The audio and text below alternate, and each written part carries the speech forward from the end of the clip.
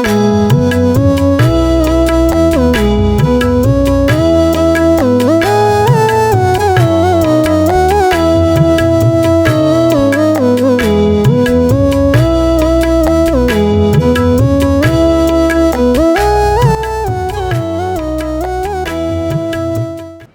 brothers and sisters in the Lord, ప్రభునందు ప్రియమైన సహోదరి సహోదరులారా, today's verse for our meditation is taken from Revelation 19:1. ఈరోజు మన ధ్యానం కొరకు ప్రకటన గ్రంథం 19వ అధ్యాయం 1వ వచనం నుండి తీసుకొనబడింది. Salvation and glory and honor and power unto the Lord our God. ప్రభువును స్తుతించుడి, రక్షణ మహిమ ప్రభావములు మన దేవునికే చెల్లును. The saints and angels in heaven, they are praising God because Babylon has been defeated. పరలోకంలో పరిశుద్ధులు దేవదూతలు కూడా బబులోను ఓడించబడినందుకు వారు దేవుణ్ణి స్తుతిస్తున్నారు. And what is Babylon here? ఇక్కడ బబులోను అనగా ఏమిటి? It is the fallen world system. ఇది పడిపోయినటువంటి ప్రపంచ విధానం.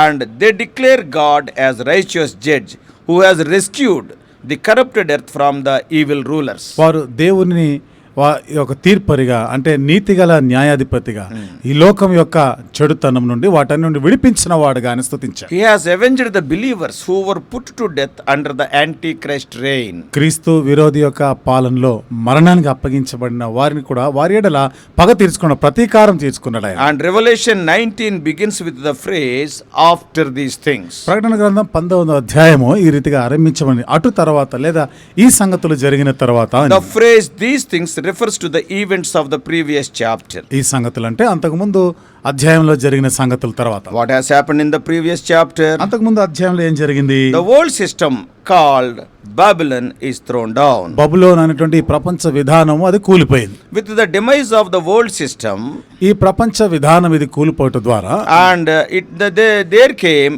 an end to the persecution for believers. అక్కడ విశ్వాసులు హింసించబడుట అనేది ముగించబడింది. Yeah, those believers are faithful unto death.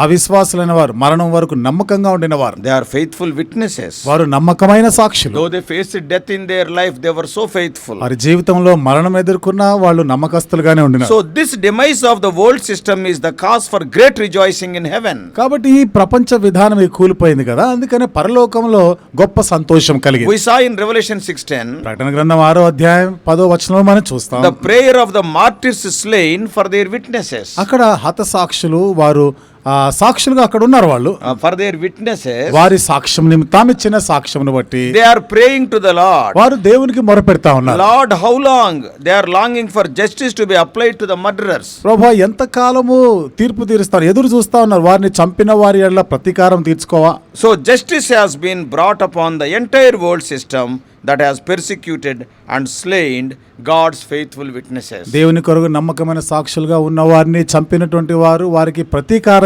చర్య అది జరుగుతా ఉంది. God has taken. దేవుడు చేసినాడు అది. And now that's why they are rejoicing. అందుకనే వాళ్ళందరూ సంతోషిస్తున్నారు. Now John is seeing a massive heavenly celebration. ఇప్పుడు యోహాను పరలోక సమూహం అంతా కూడా కలిసి వారు సంతోషించడం చూసినాడు. Oh, I heard something like a loud voice of a great multitude in heaven. పరలోకంలో గొప్ప శబ్దమును ఆ జన సమూహంలో శబ్దం వినబడినట్టు విన్నాడు. He says in 19th chapter verses 1 and 2. 19వ అధ్యాయం 1-2 వచనాల్లో అంటున్నాడు, Hallelujah, salvation and glory and power belong to our God because his judgments are true and righteous, for he has judged the great harlot who was corrupting the earth with her immorality, and he has avenged the blood of his bond servants on her. హల్లెలూయా. రక్షణ మహిమ ప్రభావములు మన దేవునికే చెల్లును. ఆయన తీర్పులు సత్యములను న్యాయములునైనవి. తన వ్యభిచారముతో భూలోకమును చెరిపిన గొప్ప వేశ్యకు ఆయన తీర్పు తీర్చి తన దాసుల రక్తమును బట్టి దానికి ప్రతిదండన చేసెను. మరి రెండవసారి వారు ప్రభువుని స్తుతించుడి అనిరి. And the word hallelujah, హల్లెలూయా అనేటువంటి పదము, it is originally Hebrew phrase hallelujah. ఇది వాస్తవంగా హెబ్రీ పదం నుండి హల్లెలూయా అనేటువంటి హెబ్రీ పదం అది. And the meaning is praise Yahweh. దాని అర్థం ఏమిటంటే యాహ్వేను స్తుతించుడి And యెహోవాను, అంటే యెహోవాను స్తుతించుడి. The great multitude in heaven now appears to pronounce the phrase in unison. కాబట్టి ఇప్పుడు పరలోకంలో గొప్ప సమూహం అందరు కలిసి కట్టుగా వాళ్ళు దేవుని స్తుతిస్తున్నారు with a single voice. Okay స్వరముతో. Unto John's ears it sounds like a loud voice. మరి యోహాను యొక్క చెవులకు ఇది గొప్ప శబ్దం లాగా వినబడింది. This indicates the many are speaking as though they are one. ఇక్కడ చూడండి, అంతమంది కూడా కలిసి ఒక్క వ్యక్తి అంతమంది పలికినట్టుగా చెప్తున్నారు. No, so many are speaking, చాలా మంది మాట్లాడుతున్నారు but all the voices are like one అంటే ఆ person. స్వరములన్నీ కలిపి ఒక వ్యక్తి స్వరములాగా వినబడింది So the ఆయనకి. great multitude pronounces their praise beginning with a statement of fact. అక్కడ గొప్ప జన సమూహము వారు దేవుని స్తుతిస్తూ ఒక సత్యం అన్నమాట ద్వారా స్తుతిస్తున్నారు. What is that fact? ఏమిటా సత్యము? They note that salvation and glory and power belong to our God. రక్షణ మహిమ ప్రభావములు మన దేవునికే చెల్లును అని The great multitude clearly has in common that they follow God, given that they say our God they are telling. గొప్ప జన సమూహం అంతా కూడా మన దేవుడు అని ఎంతో స్పష్టంగా చెప్తా ఉన్నారు వాళ్ళు. And they have clearly he is a God to us also. ఆయన మాకును మనకును దేవుడు అని స్పష్టంగా So చెప్పినారు. the word salvations refer to someone or something being delivered from someone or something. రక్షణ అనేటువంటిది ఎవరో ఒకరు ఏదో ఒక విషయము ఎవరి నుండో ఏదో ఒక విషయం నుండి ఒక విషయం ద్వారా ఒక వ్యక్తి ద్వారా విడిపించబడుట అనే దాన్ని సూచిస్తుంది. So in this case clearly God is the deliverer. ఈ విషయంలో మనం చూస్తున్నాం స్పష్టంగా దేవుడే విడిపించువాడు. God delivers many people from many things. దేవుడు అనేకులను అనేక విషయాల నుండి విడిపించువాడు. He delivered the human race from the penalty of sin through dying on the cross. మానవాళిని వారి పాపం యొక్క క్రయధనం నుండి ఆయన శిలువ మీద మరణించడం ద్వారా వారిని విడిపిస్తున్నాడు. And he delivers each believer from the power of sin. ప్రతి విశ్వాసిని పాపం యొక్క అధికారం నుండి He విడిపిస్తున్నాడు. is working in their lives. వారి జీవితాల్లో కార్యం జరిగిస్తున్నాడు. God also promises to deliver creation from the futility of the fall. దేవుడు సృష్టిని కూడా వాటి వ్యర్థత నుండి విడిపిస్తానని వాగ్దానం చేసినాడు. Here the context of the great chorus refers to God delivering his faithful witnesses. ఇక్కడ దేవుడి యొక్క నమ్మకమైన సాక్షులను విడిపించేవారనేటువంటి సందర్భం ఇక్కడ జ్ఞాపకం చేయబడుతుంది. In this chorus, ఈ పాటలో the main theme is ప్రధానమైనటువంటి అంశం ఏమిటంటే God delivering his faithful witnesses from the world system. దేవుడు తన కొరకు నమ్మకమైన సాక్షులని లోక విధానం పద్ధతి నుండి విడిపిస్తున్నాడు. The name of the world system is Babylon. చూడండి, ఆ లోక విధానం పద్ధతి అనేది అది బబులోనుతో And Babylon has registered and persecuted God's people. ఈ బబులోను దేవుని ప్రజలైనటువంటి వారిని ఎదిరించింది, వారిని హింసించినది. This is a part of a sequence of events.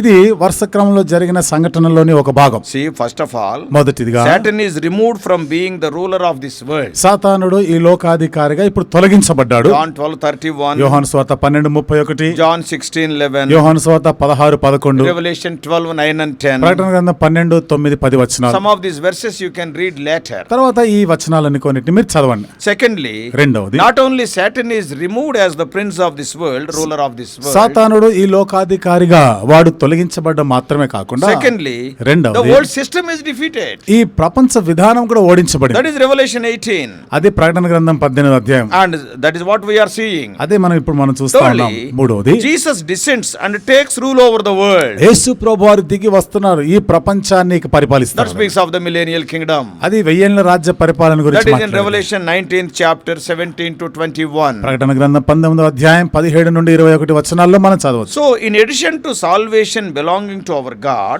రక్షణ మన దేవునికి చెల్లును అనే దానికి అదనంగా the great multitude pronounces not only salvation, glory and power also belong to our God. గొప్ప జనసమూహం ఏమని చెప్తుంది? రక్షణ మాత్రమే కాదు, మహిమా ప్రభావములు కూడా మన దేవునికే చెల్లినవి. See, when a verse is there in the Bible, it is always good to meditate every word. చూడండి, బైబిల్లో ఒక వచనం ఉందంటే ప్రతి మాటని ధ్యానం చేయడం మంచిది. Many times, అనేక సార్లు I am not criticizing anybody. అంటే నేను ఎవరిని విమర్శించడం కాదు, కానీ Many times we read in a hurry-burry way.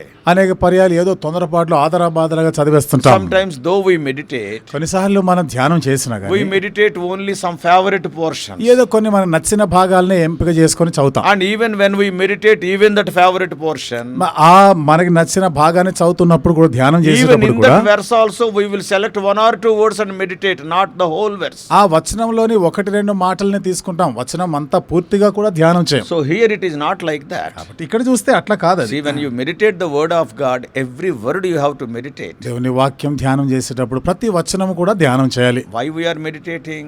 ఎందుకని ధ్యానం చేస్తున్నాం? Not to give a message, ఇక్కడ ఏదో ఒక వర్తమానం అందించాలని కాదు, but for our own edification.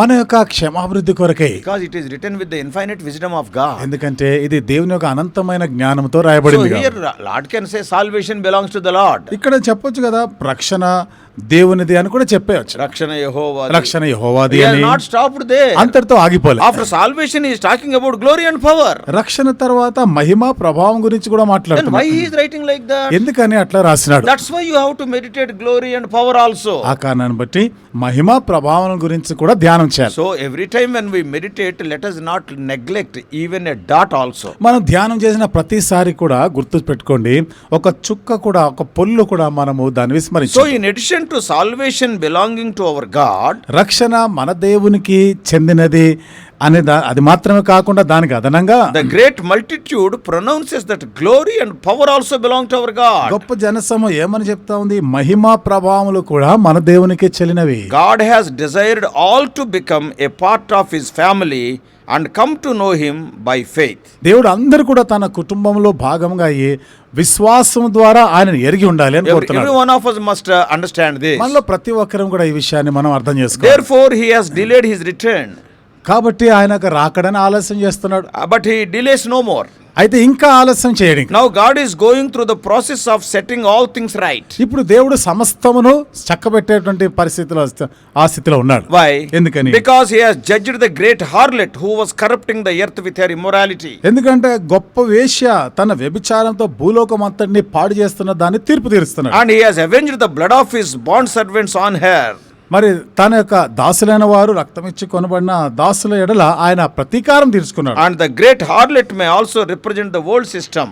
ఈ గొప్ప వేశ్య అనేది ఈ లోక పద్ధతిని కూడా సూచిస్తాం. That's why I am telling time and again. అందుకని పదే పదే It చెప్తున్నాను, is called the Babylon the Great. ఇదే మహాబబులోనుగా చెప్పబడింది. That is Revelation 17:5. ఇది ప్రకటన గ్రంథం 17:5లో By picturing the world system as a harlot, ఈ ప్రపంచ విధానాన్ని ఒక వేశ్యగా చిత్రీకరిస్తూ it might emphasize that the world system views people merely as fodder to exploit. ఏదో పాడు చేసేటువంటి చెత్తగా భావిస్తుంది. ఇది ఏదో పాడు చేసేటువంటి ఒక చెత్తగా అది భావిస్తుంది. ప్రజలు ఇది పాడు చేసే చెత్తగా What the భావిస్తారు. world system Babylon is doing? ఈ లోక విధానం బబులోను ఏం చేస్తా I ఉంది? can use and throw the people. నేను ప్రజలను ఏదో వాడుకొని నేను పడేయొచ్చని. So like a fodder to exploit. కాబట్టి ఇది పాడు చేసే దానిగా చెప్తా ఉన్నా. The strong exploit the weak for their own pleasure. We all know the strong people, they will exploit the weak people for their own pleasure in Satan's realm. మనందరికి తెలుసు కదండి, బలవంతుడైన వాడు బలహీనులైన వారిని అట్లా వాడుకొని వదిలేస్తా ఉంటారు. ఈ సాతాను యొక్క విధానంలో మనం So చూస్తున్నాం. this great harlot world system was corrupting the earth with her immorality. కాబట్టి ఈ గొప్ప వేశ్య అనేది ఈ లోకం ఇక వ్యభిచారంతో పాటు దానికి తీర్పు తీరుస్తా ఉన్నాడు. The great harlot world system, ఈ మహావేశ్య అనేటువంటిది అంటే ఈ లోక విధానము it is corrupting the earth with her immorality. ఇది భూలోకం అంతటిని కూడా తన యొక్క వ్యభిచారంతో పాడు చేస్తా ఉంది. This might include the exploitation of children and women also, ఇది స్త్రీలు పిల్లలను కూడా పాడు చేసేది, as well as men. మనుషులను పురుషులను కూడా. However, ఏదేమైనా the immorality of the world system includes that the verse 18:3, ఈ లోక విధానం అనేది 18వ అధ్యాయము 3వ వచనంలో ఇది the కూడా మనం merchants చూస్తున్నాం. of the earth have become rich by the wealth of her sensuality. ఈ లోక సంబంధమైనటువంటి వ్యాపారులు 18:3. 18వ అధ్యాయం 3వ వచనం ప్రకారము భూలోకమందలి వర్తకులు దాని సుఖభోగముల వలన డబ్బు సంపాదించే So ధనవంతులైపోయారు. what does it mean? అంటే అర్థం ఏమిటి? Exploiting the people. అంటే ప్రజలందరినీ కూడా వారు పాడు చేస్తా ఉన్నారు. This sensuality also includes the indulgement, accumulation of possessions. ఈ పాప సంబంధమైన ఇది వారి యొక్క మరి ఆస్తులను కూడా వారు కూడగట్టుకున్నారు. Yeah, Revelation 18, ప్రకటన గ్రంథం 18వ అధ్యాయం 11 to 18. 11 నుండి 18 వచనాలు. During the day in your leisure time you read these verses. మరి దినమంతట్లో ఖాళీ సమయంలో ఈ వచనాలను మీరు చదవండి. I may not cover everything now. ఇప్పుడైతే అన్ని విషయాలు So చెప్పలేకపోవచ్చు. this passage ends by observing that in the acts of destroying the world system called Babylon and the harlot, God has avenged the blood of his bond servants on her. ఈ భాగంలో మనకు చెప్పబడినటువంటి మాట ఏమిటంటే దేవుని దాసులైన వారికి ఏదైతే మహాబబులోనుగా చెప్పబడినటువంటి ఆవేశ్య అంటే ఈ లోక విధానం తన ప్రజలను ఎట్లా నాశనం చేసిందో వారి ఎట్లా ప్రతీకారం తీర్చుకుంటాడు. And God has now answered the prayer of the martyrs who called for justice in Revelation 6:10. ఇప్పుడైతే ప్రకటన గ్రంథం 6వ అధ్యాయం 10వ వచనంలో రాయబడినటువంటి దేవుని కొరకు హతసాక్షులైన వారు వారి యొక్క మొరనైనా వింటున్నారు. Now he is answered. ఇప్పుడు వారికి జవాబిచ్చినాడు. He has avenged the blood of his bond servants who were persecuted and slain by the world system. ఈ లోక విధానం పద్ధతి ద్వారా హింసించబడినటువంటి ఆ దాసులైన వారి మొర విన్నాడు ఆయన. Even right from the Roman Empire. రోమా చక్రవర్తి కాలం నుండి కూడా How many people? ఎంతమంది We know about only few people like Polycarp and others. మనకు తెలిసిన వారు కొంతమంది పాలికార్ప్ లాంటి వారు. But in the history, hundreds of people are really slain, persecuted, and not one thing in a violent way. చరిత్రలో మనం చూస్తే ఎంతో దారుణంగా ఎంతో మంది దేవుని ప్రజలు భక్తులైన వారు హింసించబడ్డారు, హతసాక్షులు చేయబడ్డారు. And now when we go further, ఇంకా ముందుకు వెళ్తే God authorized human government after Noah's flood, after the earth had filled with violence. Noah యొక్క జలప్రళయం తర్వాత భూలోకం అంతా కూడా ఎంతో దుష్టత్వంతో నిండిపోయి ఉన్నప్పుడు దేవుడు అక్కడ కూడా He authorized human government. ఆ మానవ ప్రభుత్వాన్ని ఆయన ఆమోదించారు. The purpose of human government was to be the avenger of evil, to take vengeance against evil. మానవ ప్రభుత్వం యొక్క ఉద్దేశం ఏమిటి? దుష్టత్వం పైన ప్రతీకారం తీర్చుకోవాలి. And in order to prevent the earth from filling with violence again. మరలా ఈ భూమి ఆ దుష్టత్వంతో మరలా నింపబడకుండా ఉండాలి. Preventing violence is a necessary ministry. కాబట్టి ఈ చెడిపోయిన స్థితి దుష్టత్వం నుండి విడిపించుట అనేది ఇది చాలా అవసరమైనటువంటి. According to Psalm 8, 8వ కీర్తన ప్రకారము God crowned humanity with glory and majesty to rule over the works of God in creation. దేవుడు మనుష్యుని తన సృష్టిలో మహిమ ప్రభావంతో వాని కిరీటంగా 8వ కీర్తన 5వ వచనం అనుకుంటా. There it is written. ఇక్కడ రాయబడినటువంటి మాట మహిమ ప్రభావములతో వానికి కిరీటము ధరింపజేస్తున్నాడు, నీ చేతి పనుల మీద వానికి అధికారం ఇచ్చున్నాడు.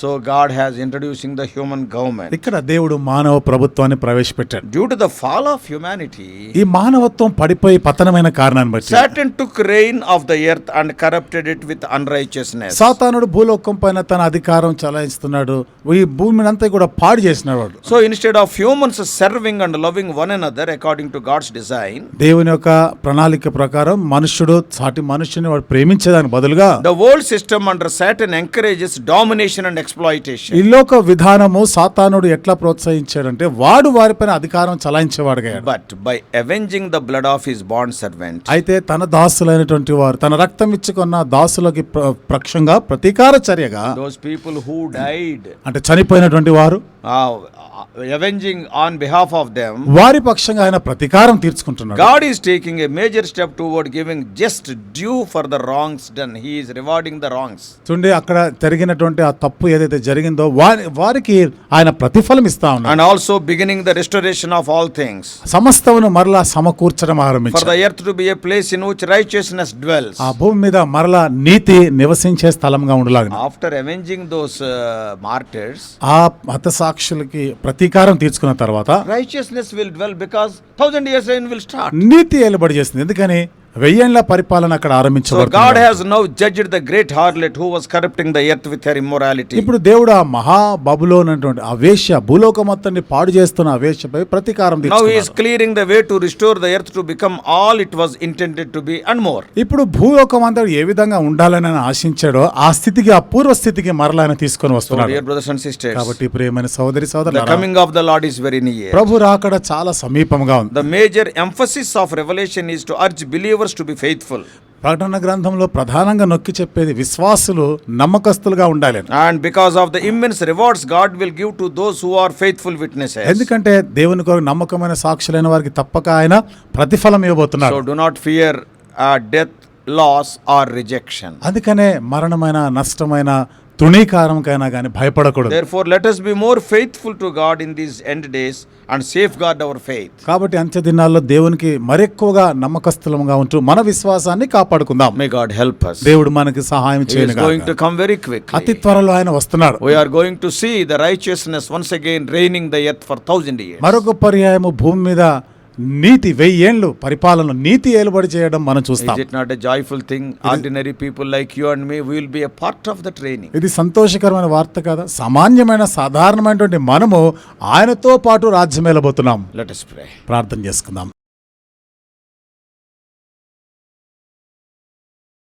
Loving Heavenly Father, ప్రేమగల మా పరలోకపు తండ్రి, Thou art all powerful God. నీవు సర్వాధికారం గల Thou దేవుడు, art a glorious God. నువ్వు మహిమగల దేవుడు, Thou art a God of salvation. నీవు రక్షణ ఇచ్చే దేవుడు, And Thou art all powerful God. నీవు సర్వాధికారం గల దేవుడు. Salvation, glory, power and honor belongs to Thee. రక్షణ మహిమ ప్రభావములు నీకే చెల్లినవి. O Lord, during the great tribulation, మరి మహాశ్రమల కాలంలో Many people are going to be martyred. చాలా మంది హతసాక్షులు Thy కాబోతున్నారు. children, thy chosen nation, many Jews are going to be నీ martyred. పిల్లల్ని ఏర్పరచుకున్నటువంటి యూదులైన వారు అనేకులు హతసాక్షులుగా Even in Revelation 6, we are seeing the cry of the martyrs. ప్రకటన గ్రంథం 6వ అధ్యాయంలో కూడా హతసాక్షుల మొరను వింటున్నాం. Oh, one day you are going to avenge the blood of the martyrs, and you are going to defeat the Babylon, the world system which is persecuting the believers today.